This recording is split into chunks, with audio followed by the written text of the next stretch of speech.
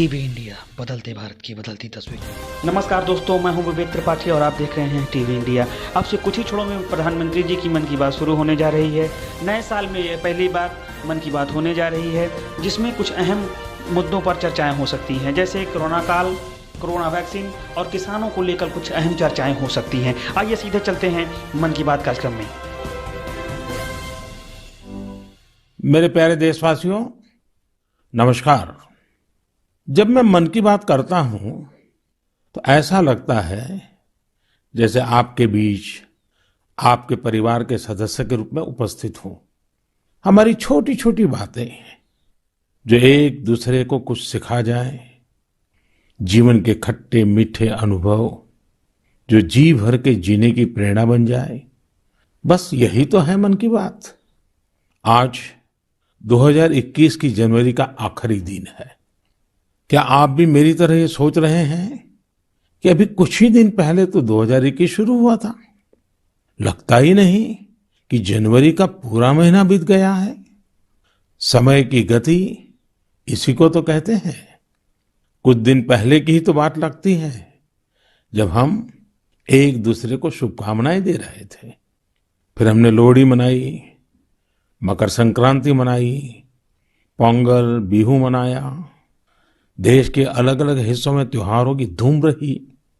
23 जनवरी को हमने नेताजी सुभाष चंद्र बोस के जन्मदिन को पराक्रम दिवस के तौर पर मनाया और 26 जनवरी को गणतंत्र दिवस की शानदार परेड भी देखी। राष्ट्रपति जी द्वारा संसद के संयुक्त सत्र को संबोधन के बाद बजट सत्र भी शुरू हो गया है। इन सभी के बीच एक और कार्य हुआ जिसका हम सभी को बहुत इंतजार रहता है। ये है पद्म पुरस्कारों की घोषणा। राष्ट्र ने असाधारण कार्य कर रहे लोगों को उनकी उपलब्धियां और मानवता के प्रति उनके योगदान के लिए सम्मानित किया।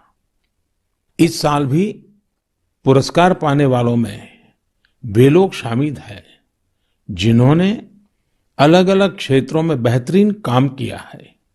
अपने कामों से किसी का जीवन बदला है, देश को आगे बढ़ाया है। यानी जमीनी स्तर पर काम करने वाले अनसंग हीरोज को पद्म सम्मान देने की जो परंपरा देश ने कुछ वर्ष पहले शुरू की थी, वो इस बार भी कायम रखी गई है।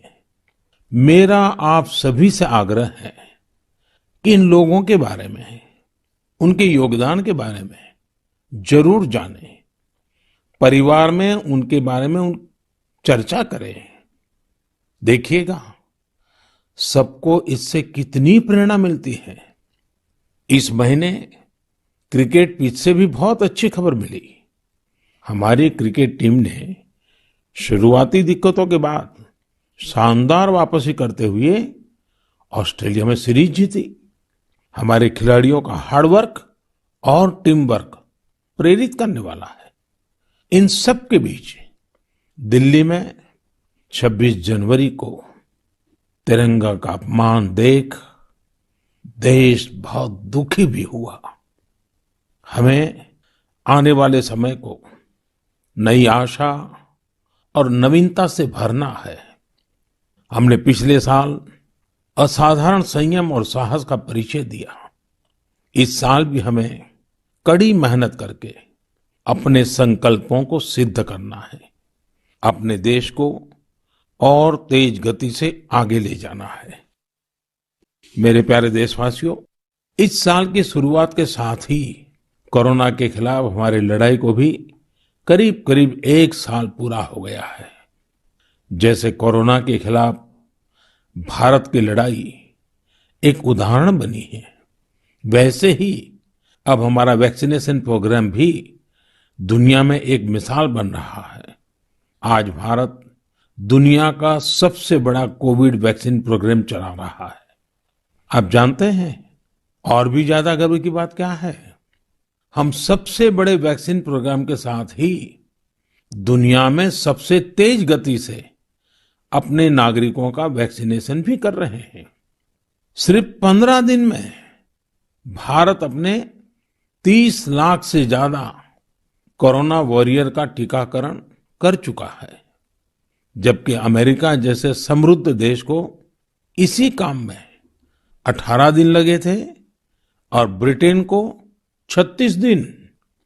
साथियों, मेड इन इंडिया वैक्सीन आज भारत की आत्मनिर्भरता का तो प्रतीक है ही, भारत के आत्मगौरव का भी प्रतीक है। नमो ऐप पर यूपी से भाई हिमांशु यादव ने लिखा है कि मेड इन इंडिया वैक्सीन से मन में एक नया आत्मविश्वास आ गया है। मदुरई से कीर्ति जी लिखती हैं कि उनके कई विदेशी दोस्त उनको मैसेज भेजकर भारत का शुक्रिया अदा कर रहे हैं। कीर्ति जी के दोस्तों ने उन्हें लिखा है कि भारत ने जिस तरह कोरोना से लड़ाई में दुनिया की मदद की है, उससे भारत के बारे में उनके मन में इज्जत और भी बढ़ गई है। कीर्ति जी, देश का ये गौरवगान सुनकर मन की बात के श्रोताओं को भी गर्व होता है। आजकल मुझे भी अलग अलग देशों के राष्ट्रपति और प्रधानमंत्रियों की तरफ से भारत के लिए ऐसे ही संदेश मिलते हैं। आपने भी देखा होगा, अभी ब्राजील के राष्ट्रपति ने ट्वीट करके जिस तरह से भारत को धन्यवाद दिया है, वो देखकर हर भारतीय को कितना अच्छा लगा। हजारों किलोमीटर दूर दुनिया के दूर सुदूर कोने के निवासियों को रामायण के उस प्रसंग की इतनी गहरी जानकारी है, उनके मन पर गहरा प्रभाव है। ये हमारी संस्कृति की विशेषता है। साथियों, इस वैक्सीनेशन कार्यक्रम में आपने एक और बात पर अवश्य ध्यान दिया होगा। संकट के समय में भारत दुनिया की सेवा इसलिए कर पा रहा है क्योंकि भारत आज दवाओं और वैक्सीन को लेकर सक्षम है, आत्मनिर्भर है। यही सोच आत्मनिर्भर भारत अभियान की भी है। भारत जितना सक्षम होगा, उतनी ही अधिक मानवता की सेवा करेगा, उतना ही अधिक लाभ दुनिया को होगा। मेरे प्यारे देशवासियों, हर बार आपके ढेर सारे पत्र मिलते हैं। नमो ऐप और माय गॉव पर आपके मैसेजेस, फोन कॉल्स के माध्यम से आपकी बातें जानने का अवसर मिलता है। इन्हीं संदेशों में एक ऐसा भी संदेश है जिसने मेरा ध्यान खींचा। ये संदेश है बहन प्रियंका पांडे जी का। 23 साल की बेटी प्रियंका जी हिंदी साहित्य की विद्यार्थिनी है और बिहार के सिवान में रहती है। प्रियंका जी ने नमो ऐप पर लिखा है कि वो देश के 15 घरेलू पर्यटन स्थलों पर जाने के मेरे सुझाव से बहुत प्रेरित हुई थी। इसलिए 1 जनवरी को वो एक जगह के लिए निकली जो बहुत खास थी। वे जगह थी उनके घर से 15 किलोमीटर दूर देश के पहले राष्ट्रपति डॉक्टर राजेंद्र प्रसाद जी का पैतृक निवास। प्रियंका जी ने बड़ी सुंदर बात लिखी है कि अपने देश की महान विभूतियों को जानने की दिशा में उनका ये पहला कदम था। प्रियंका जी को वहां डॉक्टर राजेंद्र प्रसाद जी द्वारा लिखी गई पुस्तकें मिली, अनेक ऐतिहासिक तस्वीरें मिली। वाकई प्रियंका जी, आपका यह अनुभव दूसरों को भी प्रेरित करेगा। साथियों, इस वर्ष से भारत अपनी आजादी के 75 वर्ष का समारोह अमृत महोत्सव शुरू करने जा रहा है। ऐसे में यह हमारे उन महानायकों से जुड़ी स्थानीय जगहों का पता लगाने का बेहतरीन समय है जिनकी वजह से हमें आजादी मिली। साथियों, हम आजादी के आंदोलन और बिहार की बात कर रहे हैं तो मैं नमो ऐप पर ही की गई एक और टिप्पणी की भी चर्चा करना चाहूंगा। मुंगेर के रहने वाले जयराम विप्लव जी ने मुझे तारापुर शहीद दिवस के बारे में लिखा है। 15 फरवरी 1932 को देशभक्तों की एक टोली के कई वीर नौजवानों की अंग्रेजों ने बड़ी ही निर्ममता से हत्या कर दी थी। उनका एकमात्र अपराध यह था कि वे वंदे मातरम और भारत मां की जय के नारे लगा रहे थे। मैं उन शहीदों को नमन करता हूं और उनके साहस का श्रद्धापूर्वक स्मरण करता हूं। मैं जयराम विप्लव जी को धन्यवाद देना चाहता हूं। वे एक ऐसी घटना को देश के सामने लेकर आए जिस पर उतनी चर्चा नहीं हो पाई जितनी होनी चाहिए थी। मेरे प्यारे देशवासियों, भारत के हर हिस्से में, हर शहर, कस्बे और गांव में आजादी की लड़ाई पूरी ताकत के साथ लड़ी गई थी। भारत भूमि के हर कोने में ऐसे महान सपूतों और वीरांगनाओं ने जन्म लिया जिन्होंने राष्ट्र के लिए अपना जीवन न्योछावर कर दिया। ऐसे में यह बहुत महत्वपूर्ण है कि हमारे लिए किए गए उनके संघर्षों और उनसे जुड़ी यादों को हम संजोकर रखें और इसके लिए उनके बारे में लिखकर हम अपनी भावी पीढ़ियों के लिए उनकी स्मृतियों को जीवित रख सकते हैं। मैं सभी देशवासियों को और खास करके अपने युवा साथियों को आह्वान करता हूं कि ये देश के स्वतंत्रता सेनानियों के बारे में, आजादी से जुड़ी घटनाओं के बारे में लिखें। अपने इलाके में स्वतंत्रता संग्राम के दौर की वीरता की गाथाओं के बारे में किताबें लिखें। अब जबकि भारत अपनी आजादी के 75 वर्ष मनाएगा, तो आपका लेखन आजादी के नायकों के प्रति उत्तम श्रद्धांजलि होगी। यंग राइटर्स के लिए इंडिया 75 के निमित्त एक इनिशिएटिव शुरू किया जा रहा है। इससे सभी राज्यों और भाषाओं के युवा लेखकों को प्रोत्साहन मिलेगा।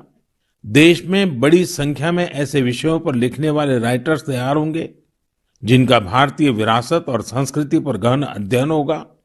हमें ऐसी उभरती प्रतिभाओं की पूरी मदद करनी है। इससे भविष्य की दिशा निर्धारित करने वाले थॉट लीडर्स का एक वर्ग भी तैयार होगा।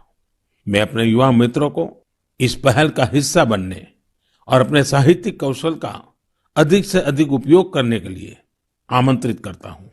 इससे जुड़ी जानकारियां शिक्षा मंत्रालय की वेबसाइट से प्राप्त कर सकते हैं। मेरे प्यारे देशवासियों, मन की बात में श्रोताओं को क्या पसंद आता है ये आप ही बेहतर जानते हैं, लेकिन मुझे मन की बात में सबसे अच्छा ये लगता है कि मुझे बहुत कुछ जानने, सीखने और पढ़ने को मिलता है। एक प्रकार से परोक्ष रूप से आप सबसे जुड़ने का अवसर मिलता है। किसी का प्रयास, किसी का जज्बा, किसी का देश के लिए कुछ कर गुजर जाने का जुनून, यह सब मुझे बहुत प्रेरित करते हैं, ऊर्जा से भर देते हैं। हैदराबाद के बोयिनपल्ली में एक स्थानीय सब्जी मंडी किस तरह अपने दायित्व को निभा रही है, ये पढ़कर भी मुझे बहुत अच्छा लगा। हम सब ने देखा है कि सब्जी मंडियां में अनेक वजहों से काफी सब्जी खराब हो जाती है। ये सब्जी इधर उधर फैलती हैं, गंदगी भी फैलाती हैं। लेकिन बोयिनपल्ली की सब्जी मंडी ने तय किया कि हर रोज बचने वाली इन सब्जियों को ऐसे ही फेंका नहीं जाएगा। सब्जी मंडी से जुड़े लोगों ने तय किया इससे बिजली बनाई जाएगी। बेकार हुई सब्जियों से बिजली बनाने के बारे में शायद ही आपने कभी सुना हो। यही तो इनोवेशन की ताकत है। आज बोयिनपल्ली की मंडी में पहले जो वेस्ट था, आज उसी से वेल्थ क्रिएट हो रही है। यही तो कचरे से कंचन बनाने की यात्रा है। वहां हर दिन करीब 10 टन वेस्ट निकलता है। इसे एक प्लांट में इकट्ठा कर लिया जाता है। प्लांट के अंदर इस वेस्ट से हर दिन 500 यूनिट बिजली बनती है और करीब 30 किलो बायोफ्यूल भी बनता है। इस बिजली से ही सब्जी मंडी में रोशनी होती है और जो बायोफ्यूल बनता है उससे मंडी की कैंटीन में खाना बनाया जाता है ना कमाल का प्रयास। ऐसा ही एक कमाल हरियाणा के पंचकुला की बड़ौद ग्राम पंचायत ने भी करके दिखाया है। इस पंचायत के क्षेत्र में पानी की निकासी की समस्या थी। इस वजह से गंदा पानी इधर उधर फैल रहा था, बीमारी फैलाता था। लेकिन बड़ौद के लोगों ने तय किया इस वाटर वेस्ट से भी वेल्थ क्रिएट करेंगे। ग्राम पंचायत ने पूरे गांव से आने वाले गंदे पानी को एक जगह इकट्ठा करके फिल्टर करना शुरू किया और फिल्टर किया हुआ ये पानी अब गांव के किसान खेतों में सिंचाई के लिए इस्तेमाल कर रहे हैं। यानी प्रदूषण, गंदगी और बीमारियों से छुटकारा भी और खेतों में सिंचाई भी। साथियों, पर्यावरण की रक्षा से कैसे आमदनी के रास्ते भी खुलते हैं, इसका एक उदाहरण अरुणाचल प्रदेश के तवांग में भी देखने को मिला। अरुणाचल प्रदेश के इस पहाड़ी इलाके में सदियों से मोन शुगु नाम का एक पेपर बनाया जाता है। ये कागज यहाँ के स्थानीय शुगु शेंग नाम के एक पौधे की छाल से बनाते हैं। इसलिए इस कागज को बनाने के लिए पेड़ों को नहीं काटना पड़ता है। इसके अलावा इसे बनाने में किसी केमिकल का इस्तेमाल भी नहीं होता है। यानी ये कागज पर्यावरण के लिए भी सुरक्षित है और स्वास्थ्य के लिए भी। एक वो भी समय था जब इस कागज का निर्यात होता था, लेकिन जब आधुनिक तकनीक से बड़ी मात्रा में कागज बनने लगे तो ये स्थानीय कला बंद होने की कगार पर पहुंच गई।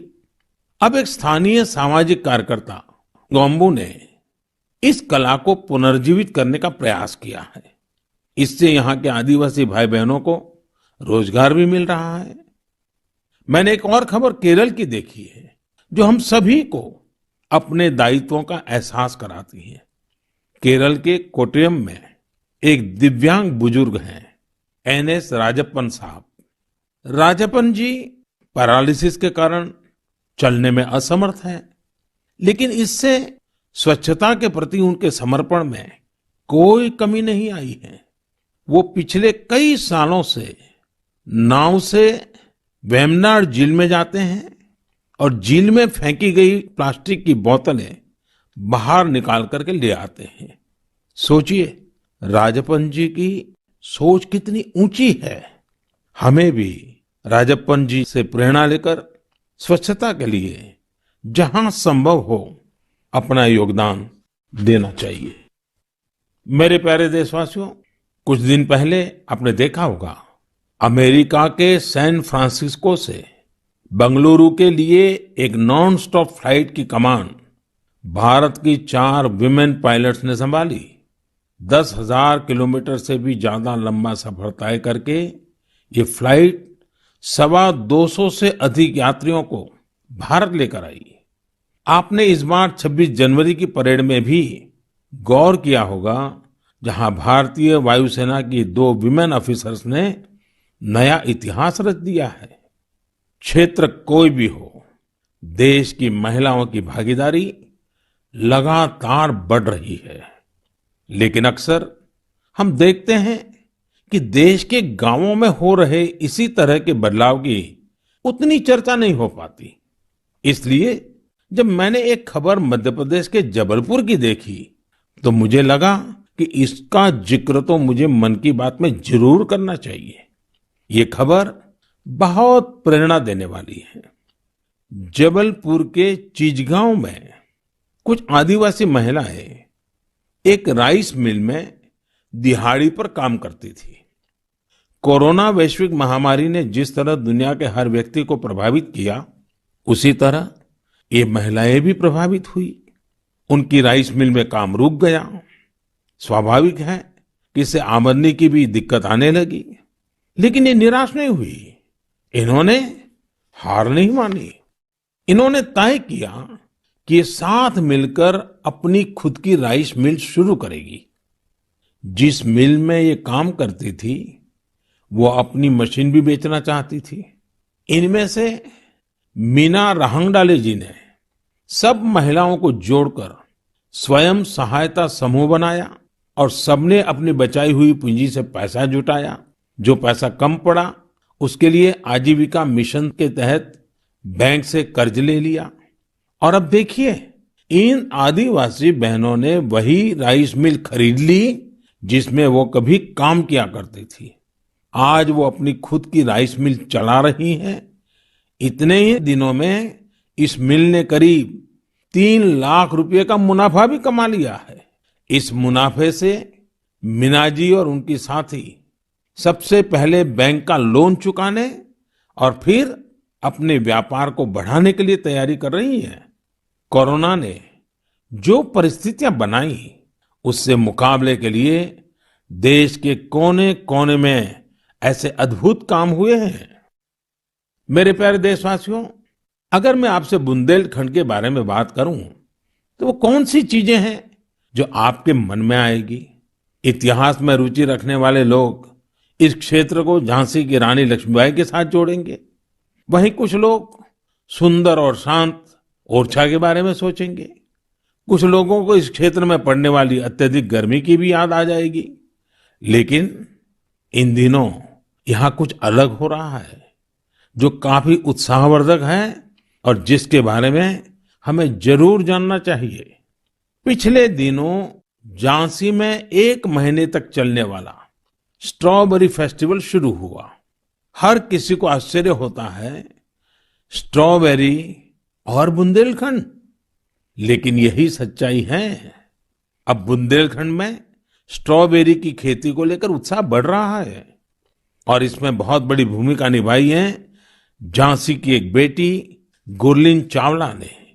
लॉ की छात्रा गुरलीन ने पहले अपने घर पर और फिर अपने खेत में स्ट्रॉबेरी की खेती का सफल प्रयोग कर ये विश्वास जगाया है कि झांसी में भी ये हो सकता है। झांसी का strawberry festival stay at home concept पर जोर देता है। इस महोत्सव के माध्यम से किसानों और युवाओं को अपने घर के पीछे खाली जगह पर या छत पर टेरेस गार्डन में बागवानी करने और स्ट्रॉबेरीज उगाने के लिए प्रोत्साहित किया जा रहा है। नई टेक्नोलॉजी की मदद से ऐसे ही प्रयास देश के अन्य हिस्सों में भी हो रहे हैं। जो स्ट्रॉबेरी कभी पहाड़ों की पहचान थी, वो अब कच्छ की रेतीली जमीन पर भी होने लगी हैं। किसानों की आय बढ़ रही है। साथियों, स्ट्रॉबेरी फेस्टिवल जैसे प्रयोग इनोवेशन की स्पिरिट को तो प्रदर्शित करते ही हैं, साथ ही यह भी दिखाते हैं कि हमारे देश का कृषि क्षेत्र कैसे नई टेक्नोलॉजी को अपना रहा है। साथियों, खेती को आधुनिक बनाने के लिए सरकार प्रतिबद्ध है और अनेक कदम उठा भी रही है। सरकार के प्रयास आगे भी जारी रहेंगे। मेरे प्यारे देशवासियों, कुछ ही दिन पहले मैंने एक वीडियो देखा। वह वीडियो पश्चिम बंगाल के वेस्ट मिदनापुर स्थित नया पिंगला गांव के एक चित्रकार सरमुद्दीन का था। वो प्रसन्नता व्यक्त कर रहे थे कि रामायण पर बनाई उनकी पेंटिंग 2 लाख रुपए में बिकी है। इससे उनके गांव वालों को भी काफी खुशी मिली है। इस वीडियो को देखने के बाद मुझे इसके बारे में और अधिक जानने की उत्सुकता हुई। इसी क्रम में मुझे पश्चिम बंगाल से जुड़ी एक बहुत अच्छी पहल के बारे में जानकारी मिली, जिसे मैं आपके साथ जरूर साझा करना चाहूंगा। पर्यटन मंत्रालय के रीजनल ऑफिस ने महीने के शुरू में ही बंगाल के गांवों में एक इनक्रेडिबल इंडिया वीकेंड गेटवे की शुरुआत की। इसमें पश्चिम मिदनापुर, बांकुरा, बीरभूम, पुरुलिया, पूर्व बर्धमान, वहां के हस्तशिल्प कलाकारों ने विजिटर्स के लिए हैंडीक्राफ्ट वर्कशॉप आयोजित की। मुझे यह भी बताया गया कि इनक्रेडिबल इंडिया वीकेंड गेटवे के दौरान हैंडीक्राफ्ट की जो कुल बिक्री हुई, वो हस्तशिल्पकारों को बेहद प्रोत्साहित करने वाली है। देश भर में लोग भी नए नए तरीकों से हमारी कला को लोकप्रिय बना रहे हैं। ओडिशा के राउरकेला की भाग्यश्री साहू को देख लीजिए। वैसे तो इंजीनियरिंग की छात्रा है, लेकिन पिछले कुछ महीनों में उन्होंने पट्टचित्र कला को सीखना शुरू किया और उसमें निपुणता हासिल कर ली है। लेकिन क्या आप जानते हैं कि उन्होंने पेंट कहाँ किया? सॉफ्ट स्टोन्स पर। कॉलेज जाने के रास्ते में भाग्यश्री को ये सॉफ्ट स्टोन मिले। उन्होंने इन्हें एकत्र किया और साफ किया। बाद में उन्होंने रोजाना 2 घंटे इन पत्थरों पर पट्टचित्र स्टाइल में पेंटिंग की। वह इन पत्थरों को पेंट कर उन्हें अपने दोस्तों को गिफ्ट करने लगी। लॉकडाउन के दौरान उन्होंने बोतलों पर भी पेंट करना शुरू कर दिया। अब तो वो इस आर्ट पर वर्कशॉप भी आयोजित करती हैं। कुछ दिन पहले ही सुभाष बाबू की जयंती पर भाग्यश्री ने पत्थर पर ही उन्हें अनोखी श्रद्धांजलि दी। मैं भविष्य के उनके प्रयासों के लिए शुभकामनाएं देता हूं। आर्ट एंड कलर्स के जरिए बहुत कुछ नया सीखा जा सकता है, किया जा सकता है। झारखंड के दुमका में किए गए एक ऐसे ही अनुपम प्रयास के बारे में मुझे बताया गया। यहाँ मिडिल स्कूल के एक प्रिंसिपल ने बच्चों को पढ़ाने और सिखाने के लिए गांव की दीवारों को ही अंग्रेजी और हिंदी के अक्षरों से पेंट करवा दिया। साथ ही उसमें अलग अलग चित्र भी बनाए गए हैं। इससे गांव के बच्चों को काफी मदद मिल रही है। मैं ऐसे सभी लोगों का अभिनंदन करता हूं जो इस प्रकार के प्रयासों में लगे हैं। मेरे प्यारे देशवासियों, भारत से हजारों किलोमीटर दूर, कई महासागरों महाद्वीपों के पार एक देश है जिसका नाम है चिले। भारत से चिले पहुंचने में बहुत अधिक समय लगता है, लेकिन भारतीय संस्कृति की खुशबू वहां बहुत समय पहले से ही फैली हुई है। एक और खास बात यह है कि वहां पर योग बहुत अधिक लोकप्रिय है। आपको यह जानकर अच्छा लगेगा कि चिले की राजधानी सैंटियागो में 30 से ज्यादा योग विद्यालय हैं। चिले में अंतर्राष्ट्रीय योग दिवस भी बड़े ही उत्साह से मनाया जाता है। मुझे बताया गया है कि हाउस ऑफ डेप्यूटीज में योग दिवस को लेकर बहुत ही गर्मजोशी भरा माहौल होता है। कोरोना के इस समय में इम्यूनिटी पर जोर और इम्यूनिटी बढ़ाने में योग की ताकत को देखते हुए अब वे लोग योग को पहले से कहीं ज्यादा महत्व दे रहे हैं। चिले की कांग्रेस यानी वहां की पार्लियामेंट ने एक प्रस्ताव पारित किया है। वहां 4 नवंबर को नेशनल योगा डे घोषित किया गया है। अब आप ये सोच सकते हैं कि आखिर 4 नवंबर में ऐसा क्या है। 4 नवंबर 1962 को ही चिले का पहला योग संस्थान होजे राफाल एस्ट्राडा द्वारा स्थापित किया गया था। इस दिन को नेशनल योगा डे घोषित करके एस्ट्राडा जी को भी श्रद्धांजलि दी गई है। चिले की पार्लियामेंट द्वारा यह एक विशेष सम्मान है जिस पर हर भारतीय को गर्व है। वैसे चिले की संसद से जुड़ी एक और बात आपको दिलचस्प लगेगी। चिले सीनेट के वाइस प्रेसिडेंट का नाम रविंद्रनाथ क्विंटेरॉस है। उनका यह नाम विश्व कवि गुरुदेव टैगोर से प्रेरित होकर रखा गया है। मेरे प्यारे देशवासियों, माय गॉव पर महाराष्ट्र के जालना के डॉक्टर स्वप्निल मंत्री और केरल के पलक्कड़ के प्रहलाद राजगोपाल ने आग्रह किया है कि मैं मन की बात में सड़क सुरक्षा पर भी आपसे बात करूं। इसी महीने 18 जनवरी से 17 फरवरी तक हमारा देश सड़क सुरक्षा माह यानी रोड सेफ्टी मंथ भी मना रहा है। सड़क हादसे आज हमारे देश में ही नहीं, पूरी दुनिया में चिंता का विषय है। आज भारत में रोड सेफ्टी के लिए सरकार के साथ ही व्यक्तिगत और सामूहिक स्तर पर कई तरह के प्रयास भी किए जा रहे हैं।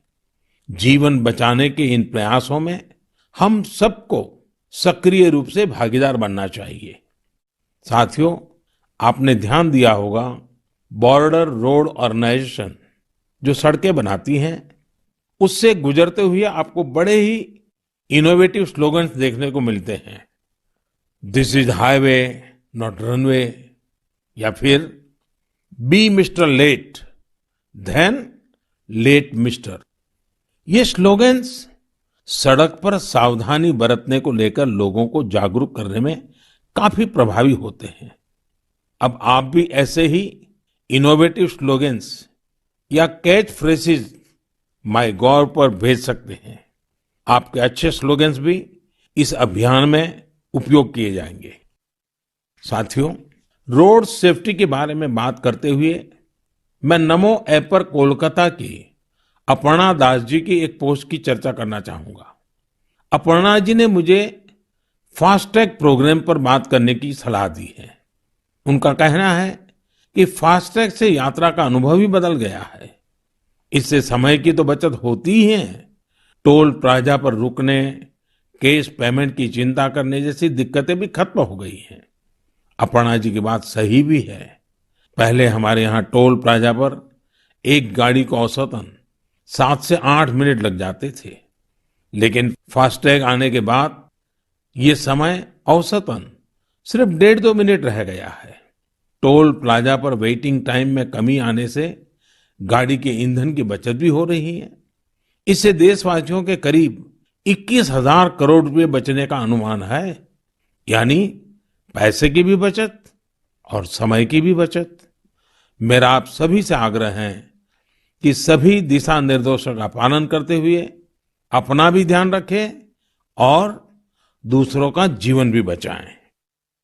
मेरे प्यारे देशवासियों, हमारे यहाँ कहा जाता है, जल बिंदु निपातेन क्रमशः पूर्यते घटः, अर्थात एक एक बूंद से ही घड़ा भरता है।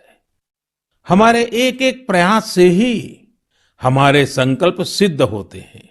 इसलिए 2021 की शुरुआत जिन लक्ष्यों के साथ हमने की है, उनको हम सबको मिलकर ही पूरा करना है। तो आइए हम सब मिलकर इस साल को सार्थक करने के लिए अपने अपने कदम बढ़ाएं। आप अपना संदेश, अपने आइडियाज जरूर भेजते रहिएगा। अगले महीने हम फिर मिलेंगे। इति विदा, पुनर्मिलनाय।